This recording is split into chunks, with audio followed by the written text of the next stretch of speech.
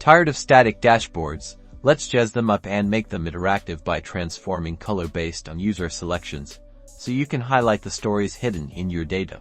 Alright, let's dive into Tableau. We'll start with a blank sheet if you haven't already. Connect to your data source. For this example, I'm using a sample Superstore dataset. First, drag a dimension, like category, onto the column shelf. Then, pull a measure, like sales, onto the rows shelf. This will create a basic bar chart. Now, the fun begins.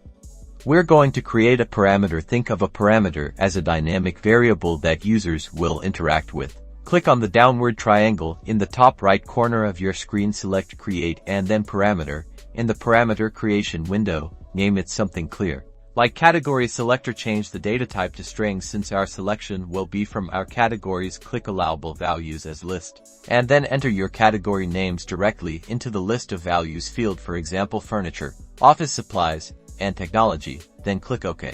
Now, the key to our dynamic color change is a calculated field that uses this parameter. Click the downward triangle again and choose Create Calculated Field. Name this calculated field something like Color Highlight. This is where you'll tell Tableau which category the user has selected. In the calculated field editor, use an if statement that looks like if category equals category selector then selected else not selected, and this statement compares each category to the selector and assigns selected or not selected based on the match. Click OK to close the calculated field window.